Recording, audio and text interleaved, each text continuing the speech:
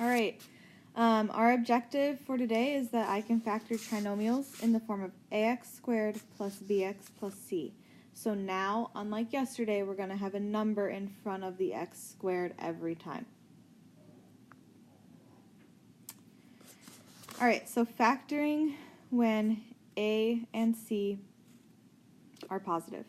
So the first thing you always need to do when you are factoring with a number in front of the x squared is that you need to multiply a and c.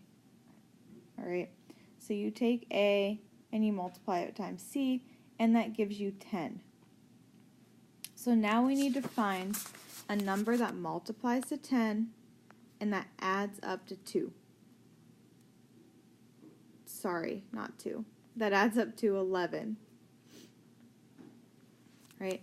And that should be pretty easy. 10 and 1. Alright, so that's the first step. When you have a number in front of x squared, there's quite a few more steps than when you don't. So now I have 10 and 1. So I'm going to rewrite my trinomial with, instead of writing 11x, I'm going to write 10x plus 1x. So I'm going to write 5x squared plus 10x plus x plus 2. All right? And then you will see in a second why I wrote it 10x plus x. So then I need to factor out things, all right? So I need to split up my, now this is kind of, there's 4 terms. I need to split it up into 5x squared plus 10x and x plus 2. So I need to think about what I can factor out of both. So what I can factor out of 5x squared plus 10x is 5x. All right, and then in parentheses I'm going to have x plus 2.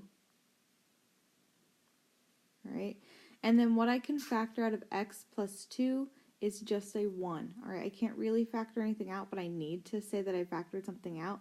So I'm factoring out a positive 1, and that leaves me with x plus 2. Okay, so notice a couple things. Notice these are exactly the same, which it needs to happen.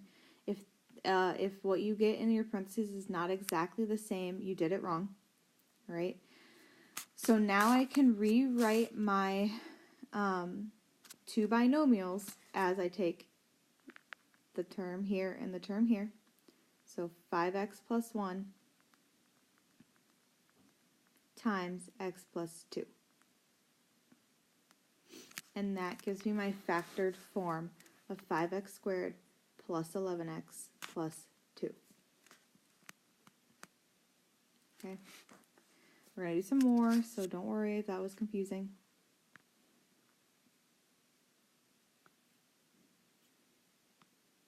So you can either pause the video and try it on your own if you feel comfortable. If not, I'm going to walk you through another one. So again, I'm going to multiply 6 times 5, and that gives me 30. So I need to figure out something that multiplies to 30 and adds up to 13. Okay, again, this time it is 10 and 3.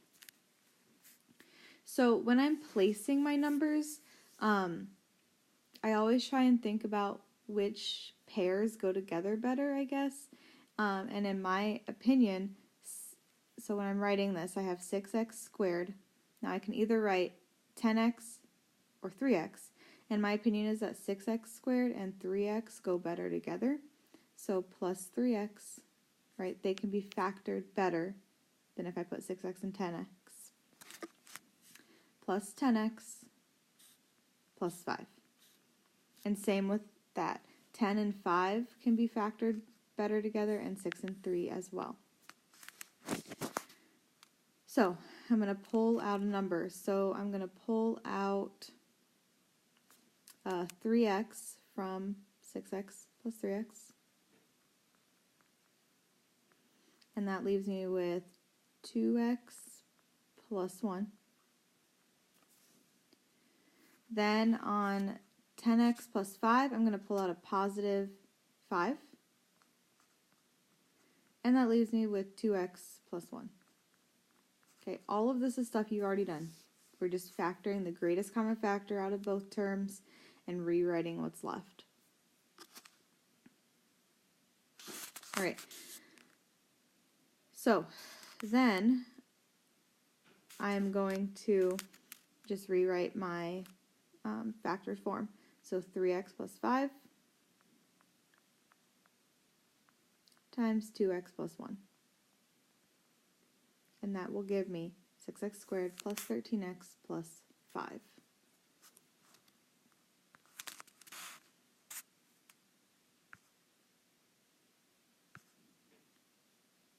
All right, so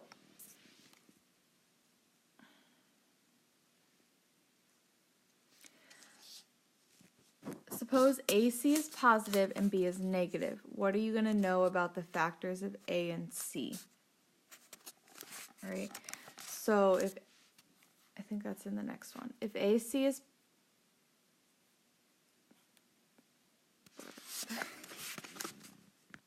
so if AC is positive, so if I have like 3x squared plus, and I don't even know if this is going to work, minus 4x plus 12. I don't think that works, but to be factored. But if these are positive and this is negative, just remember that we always know that the factors of A and C are both going to be negative, right? So that's all that question is asking you. All right, so moving on to this one. It is not much different except that when I multiply 3 times a negative 15, always take that number, that negative in front of it. 3 times negative 15 is negative 45. Now I'm going to figure out two things that multiply to get negative 45 and add up to get 4. All right, so we know that that's 5 and 9. And we know because we want a positive 4, the 5 is going to be negative. The smaller number is going to be negative. So again, I'm going to rewrite it. And again, I'm going to think which are going to have a better greatest common factor. 3 and 9 are going to have a better greatest common factor, and 15 and 5. So 3x squared plus 9x. I'm going to take the minus 5x minus 15. All right, greatest common factor of 3x squared and 9x is 3x. And that leaves me with x plus 3. And then greatest common factor of negative 5x and minus 15 is going to be a minus. First of all, I'm going to take out the negative, and I'm going to take out negative 5. Leaves me with x plus 3. Because positive 5, not positive 5. Negative 5 times a positive 3 is going to give me a negative 15. Then I just rewrite it. 3x minus 5 times x plus 3.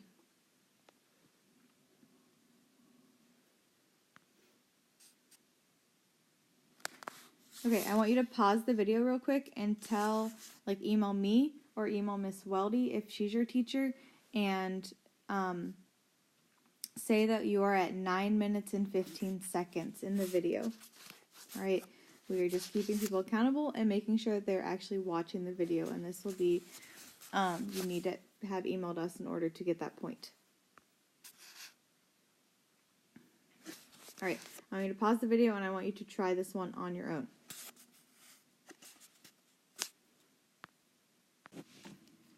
All right, so you should have paused the video and you should be back with me now, and you should have gotten 2x plus 7 times 5x minus 2 as your answer.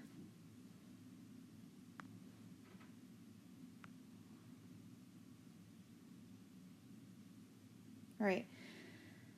So, the area of a rectangle is 2x squared minus 13x minus 7. What are the possible dimensions of the rectangle? So now we have two negatives here.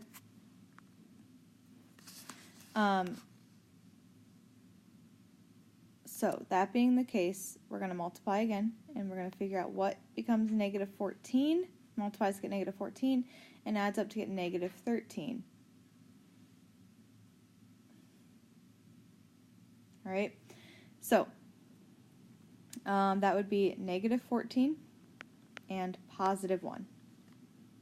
All right, so again, I'm just going to rewrite it, 2x squared, and I'm going to write plus 1x minus 14x minus 7. So I can't pull anything out except a 1, so, or an x, sorry, and I get 2x plus 1. And then I can pull out a minus 7 and get 2x plus 1. So x minus 7 times 2x plus 1 is my factored form. Right, those are the dimensions, length and width of the rectangle.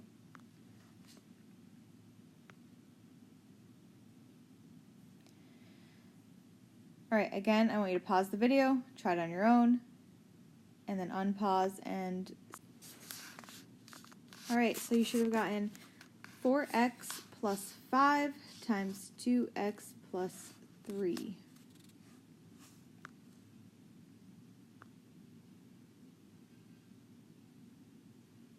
Alright, so one last thing I need to teach you.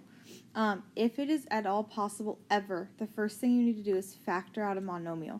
So if I look at 18, 33, and 12, is there a number that I can factor out of all of those? Alright, that will help me make smaller numbers. And there is. So I can factor out first a 3. So I'm going to write 3 times 6x squared minus 11x plus 4.